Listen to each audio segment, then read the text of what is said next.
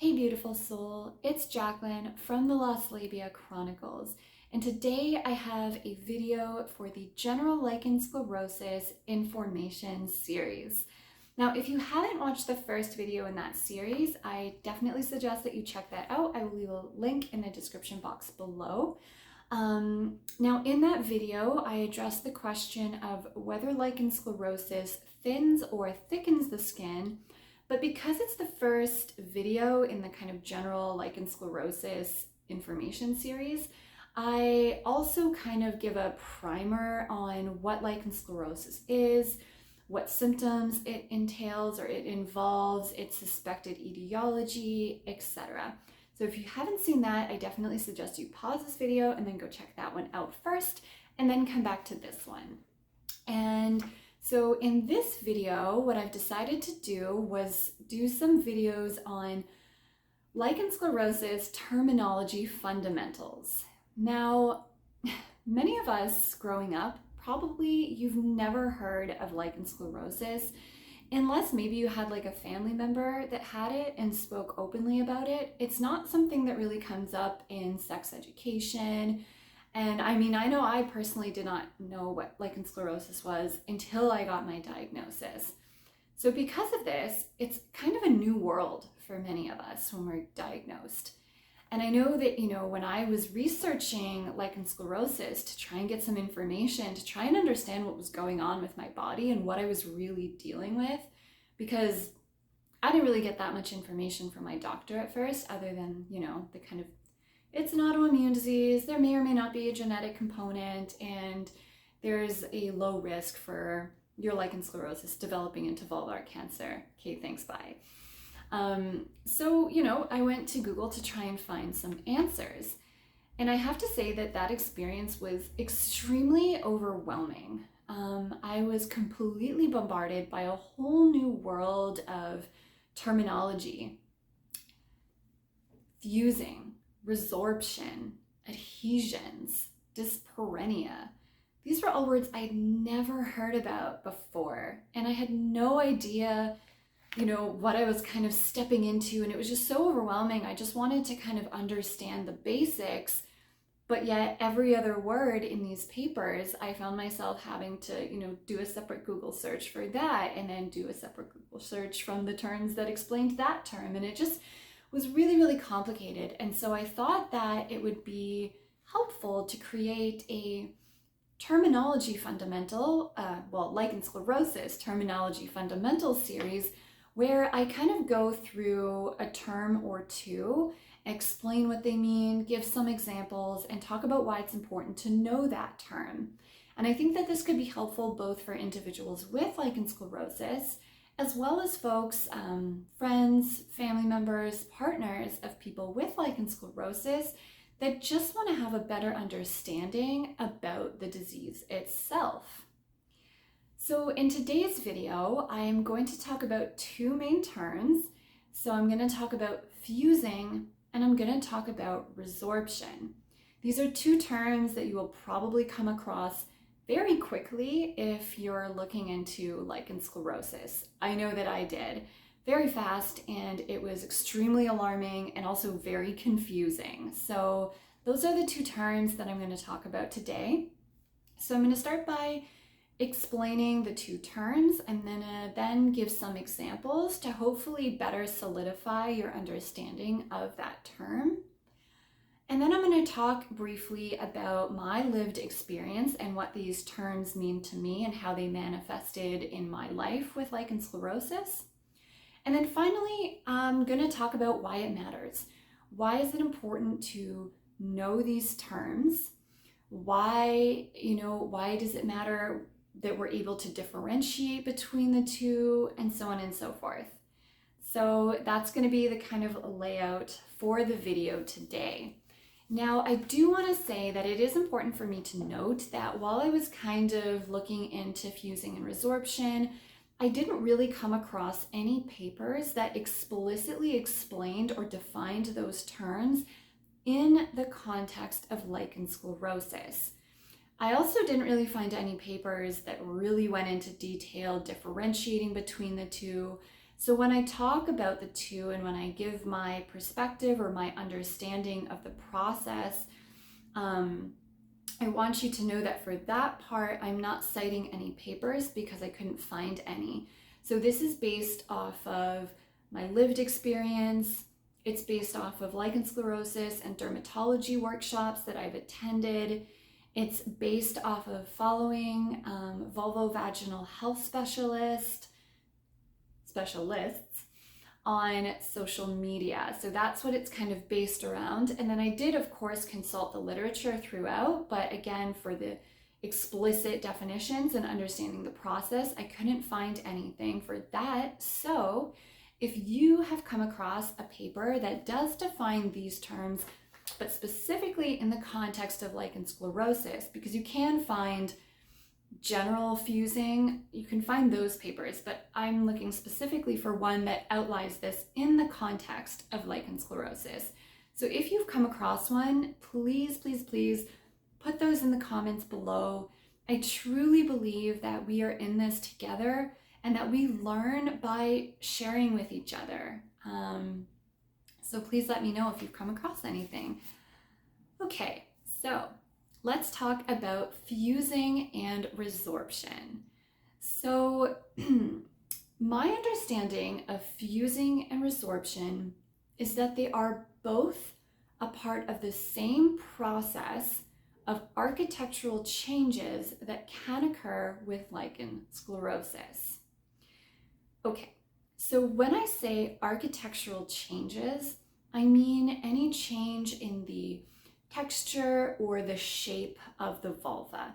And the vulva, of course, is referring to the external part of the genitals. So the clitoris, the clitoral hood, the urethra, the labia majora, the labia minora, the perineum, the introitus, the mons pubis. I know I'm not going in order here, but that's what I'm referring to when I talk about the vulva.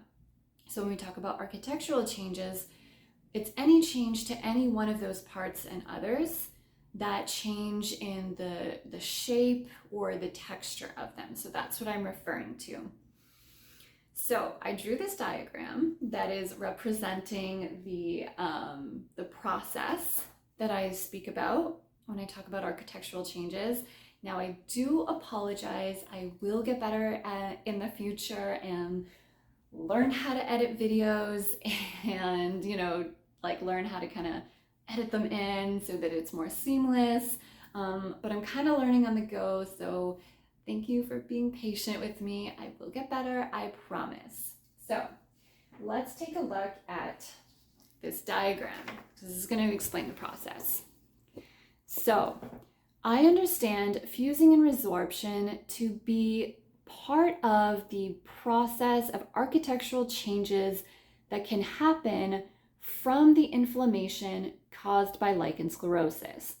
So fusing is something that happens earlier in that change process. And as the disease progresses, inflammation levels rise. And if they go untreated and we're not addressing that inflammation, the fusing can eventually result in resorption. So that is what I mean by the process of architectural changes that can result from the inflammatory process caused by lichen sclerosis. So let's go into fusing. So fusing is essentially what happens when two separate parts of the vulva start to kind of stick together. Now, when they kind of stick together and get fused and stuck together, you can still tell that there are two separate parts of the vulva present. So this can happen with almost any part of the vulva. So you could have the labia minora fused to the labia majora. You could have the clitoral prepuce, which is the clitoral hood, fuse over the clitoral glands. You could have the labia minora fused to each other. Similarly, you could have the labia majora fused to each other. You can have the labia minora fuse around the perineum area, so on and so forth. So essentially what happens is two separate parts of the vulva start to kind of stick together, and then they eventually fuse such that they're kind of stuck together. But even though they're stuck together, you can still tell that there are two separate parts. So if the labia minora and the labia majora have fused to each other, they're kind of stuck, but you can still visibly see that they are two separate parts. And when you run your fingers over the parts, you can feel that they are two separate parts. Now let's talk a bit about resorption. So resorption can again happen to any part of the vulva, and essentially what happens is that part starts to kind of shrink back, recede, and pull away back into itself. And eventually it kind of absorbs or reabsorbs into the surrounding structure in which it kind of pulled back into. So let's say that your labia minora start to resorb. What will happen is your labia minora will start to kind of shrink and pull back into themselves.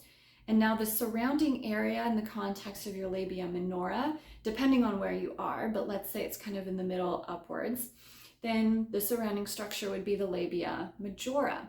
So the labia minora would kind of shrink back, and it's kind of stuck to the labia minora. And as it's shrinking, it kind of just resorbs and melts into the surrounding labia majora.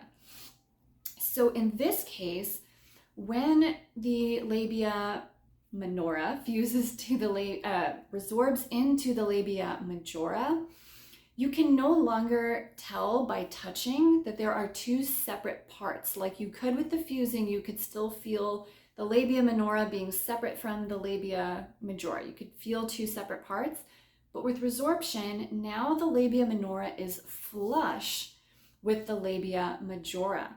So you may be able to tell where the labia minora used to be because there might be different colors. So the labia minora might be a darker hue of pink, and then the labia majora is, flesh tone. So maybe you can tell, but if you were to run your fingers over it, they're completely flush. They've just it's completely absorbed right into the labia majora. So those are that's what the two mean.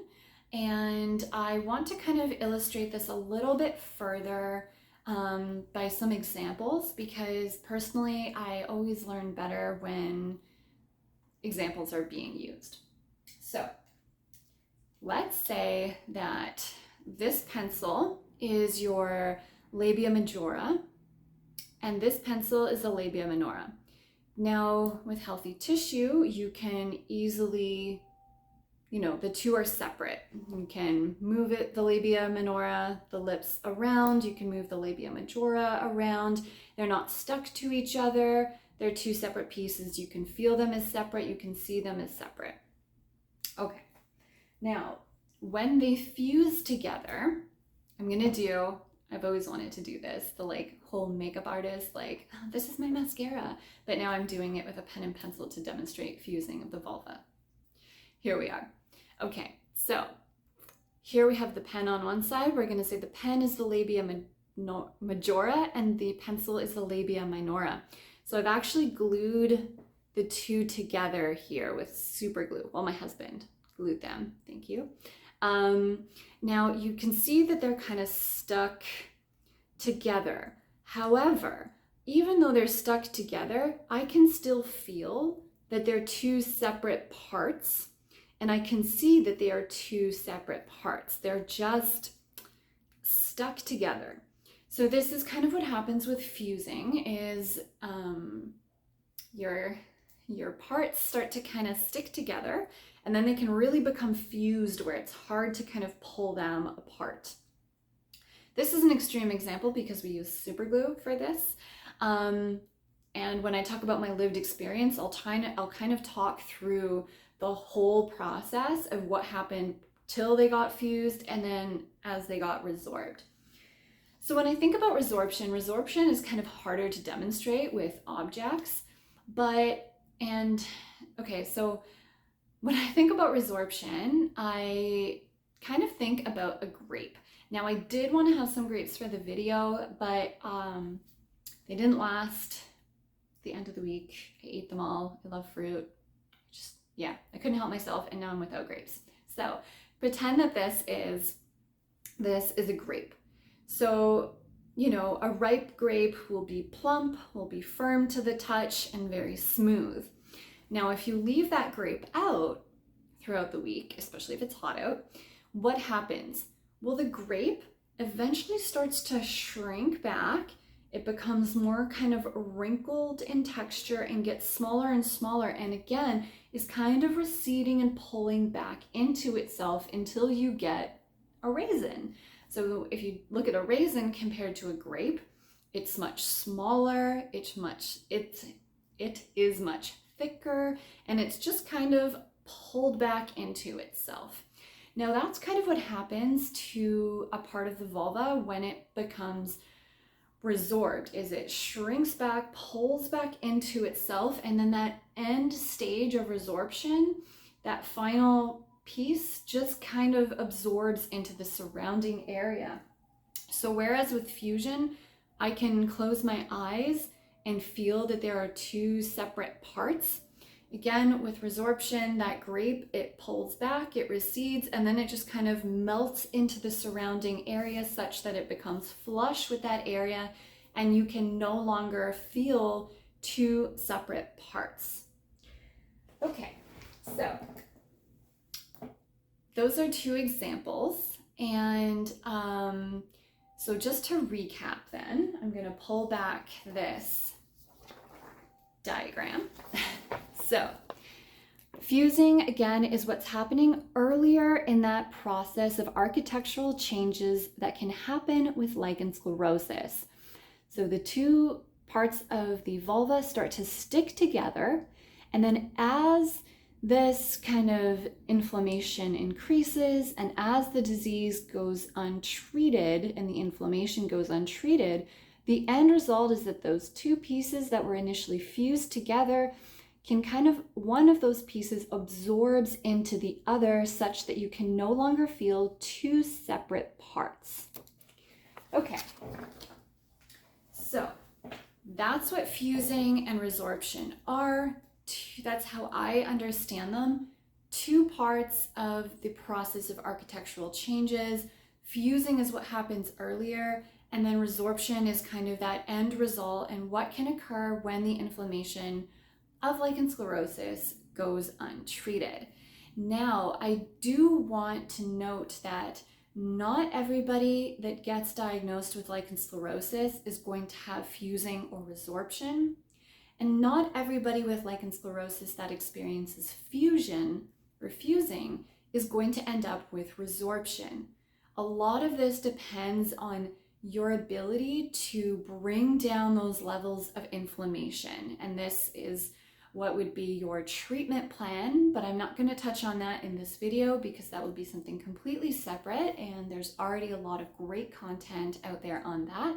But I'm just trying to define the terms and get a better understanding of what the two are, what they mean for you and your body, or you and your friend's body, you and your partner's body.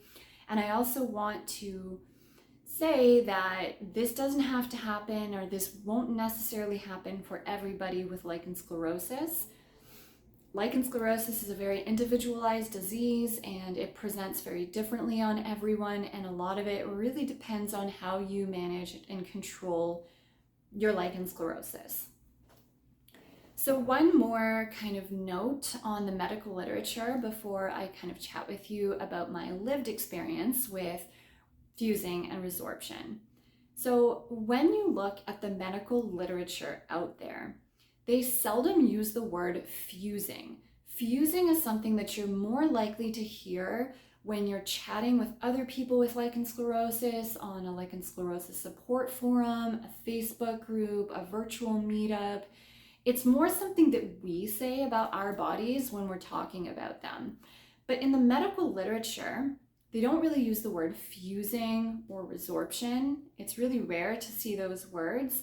Instead, to kind of refer to the spectrum of architectural changes that can occur, you're typically going to see the word adhesions. Furthermore, adhesions is typically used to refer to any fusing or resorption of the labia. So it's typically labial fusions. And then if the clitoral prepuce, the clitoral hood, fuses over the glands, either partially or completely, that is referred to clitoral phimosis. So when it comes to fusing and resorption and changes in the clitoris, it's typically referred to as phimosis, clitoral phimosis in the literature. And then when it comes to fusing of the labia, they're typically going to refer to it as adhesions or adhesions of the labia or labial adhesions. And then lastly, they do distinguish in the literature between primary and secondary adhesions. So primary adhesions are adhesions that were present from birth, whereas secondary adhesions are adhesions that develop later on, and they could be due to a plethora of things such as trauma to the area, lichen sclerosis, lichen planus, hormonal changes that might come on during menopause and after, etc. Okay, so those are the two definitions of fusing and resorption and kind of what goes on in the literature and some synonyms that you may see in the medical literature. So now I want to chat with you a little bit about my experience with this. So I am going to do a whole different video on my diagnosis story. If you are curious and can't wait, I did do a 2-part interview with Lichen Sclerosus podcast. So I will leave those 2 podcasts linked in the description box below. And then I also do have a blog post on my diagnosis story, which will also be linked in the description box, so you can check those out. But briefly, I was symptomatic with lichen sclerosus for over 10 years. And I was diagnosed about 3.5 years ago now. So I had it for a long time, but I just kept being told by doctors that there was nothing wrong with me. They couldn't see anything wrong, that I must be imagining things. It was probably just because I had anxiety that I was feeling all these things that weren't real. Because when they were looking at me, they would say, no, you're fine. There's nothing there. And then, that progressed to maybe you are not attracted to your partner. Maybe you should consider drinking wine so that you can relax and just enjoy sexual activity. And that was kind of my life with the doctors for 10 years. And my first symptoms were really painful sex and tearing with sex. And that progressed throughout those 10 years. And, as it progressed, more and more symptoms would kind of creep in. And around the time that I was diagnosed, I had symptoms like burning, itching, fissures, tearing, extremely painful sex, general discomfort, and so on. So during this time, in addition to all these things, I started noticing a new symptom. And I don't really, definitely at the time, I kind of didn't know how to describe it. I just didn't feel right down there. Like something felt not good. It kind of felt like I was dry, but it kind of felt like something was changing and I didn't really understand it. And knowing what I know now, I can actually pinpoint, that moment in time when I'm like, that's when the fusing began. That's when the skin was really starting to thicken and change and all of these things.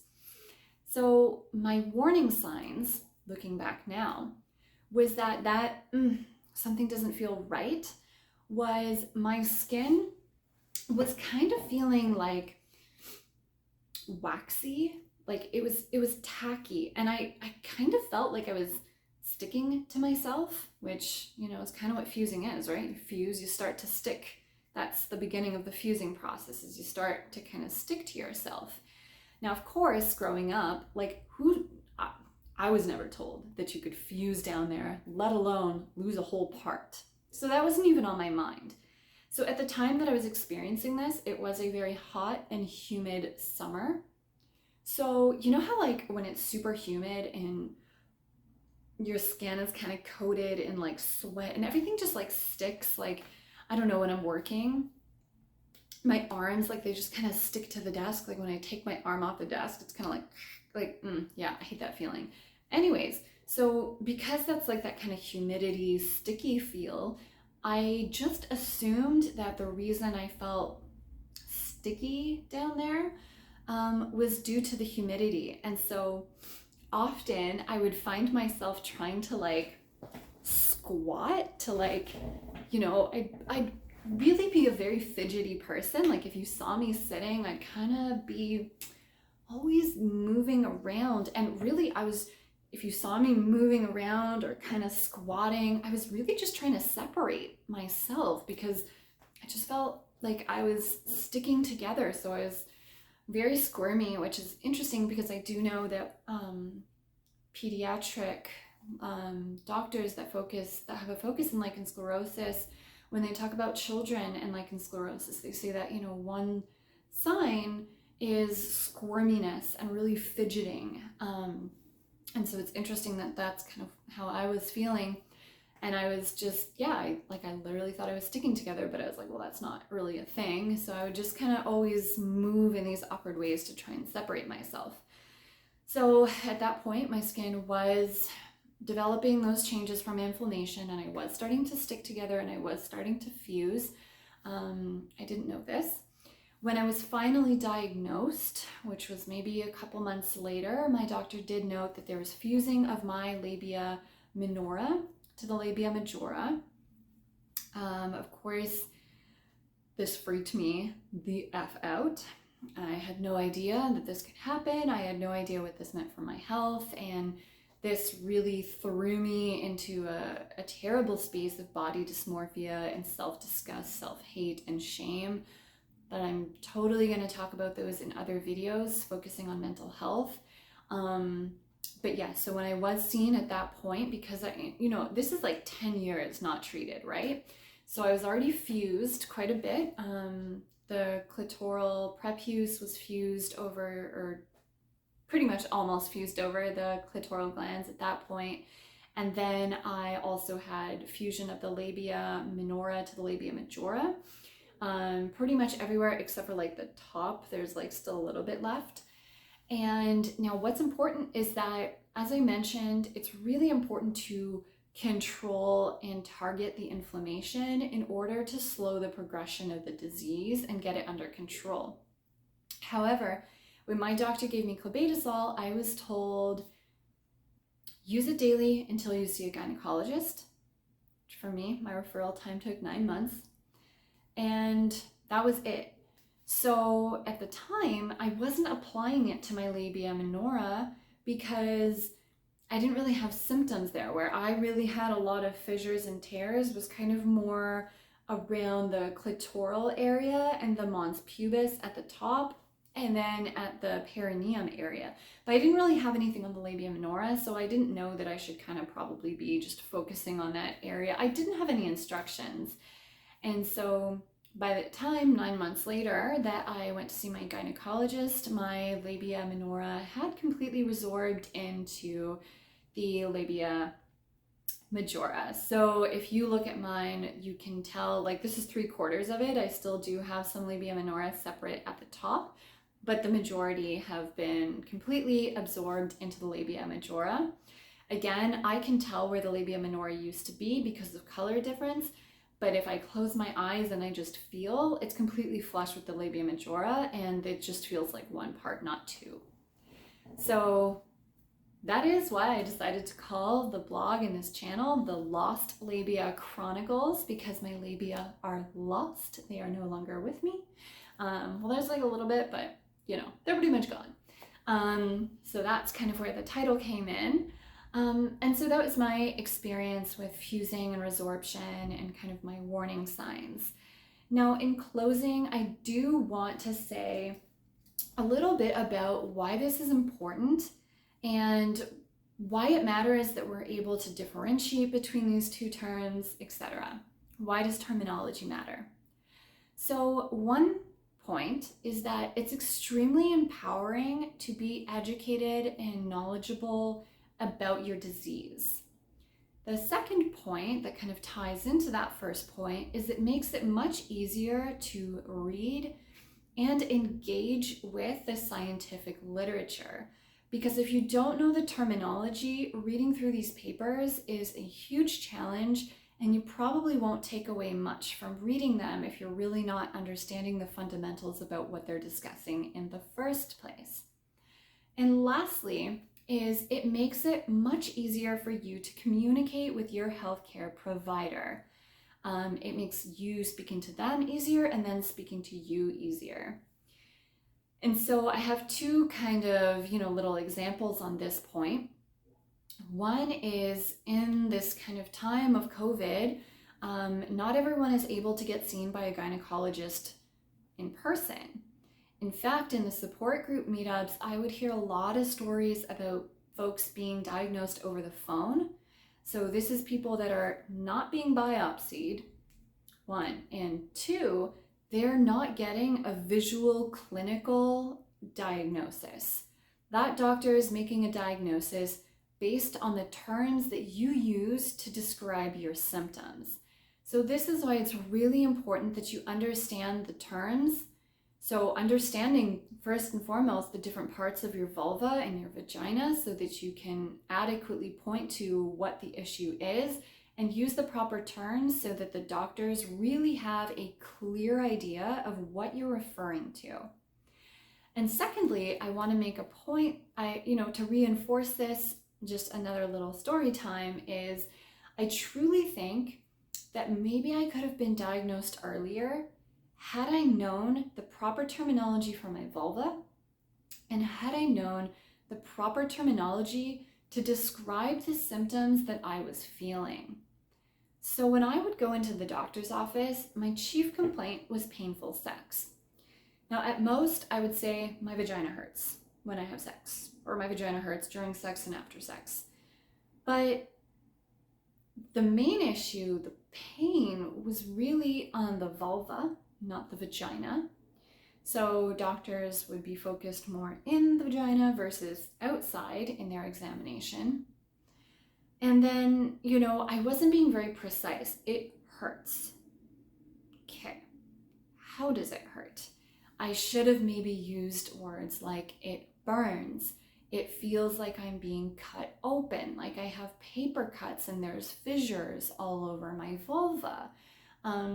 So maybe had I said, I have vulvar pain and vulvar itching and vulvar burning, and I also have tearing with sex in fissures, and that's where that pain comes from, then maybe I could have been diagnosed earlier. So it actually is really important on so many levels that we understand the terminology that we're using and that we communicate that properly with others. And it also, again, is really helpful when we're trying to engage in the literature out there. Okay, so that kind of wraps up this video. Let me know in the comments below if you found this at all to be helpful, what other terms you would like me to discuss. Also, if you just have any content in general, any questions that you would like me to kind of make a video around, please list those in the comments. I will be making an Excel chart of everyone's suggestions so that I will eventually get to making a video on each of those. But other than that, if you found this video helpful and you want to support my channel, please do give this channel a subscribe. Please click that notification bell so that you're notified when I do post. Give it a like. If you feel so inclined, leave a comment, and go find me on Instagram or Facebook at the Lost Labia Chronicles. Again, I will list all of my social media in the description box below. And that's it for this one. I will catch you in the next one.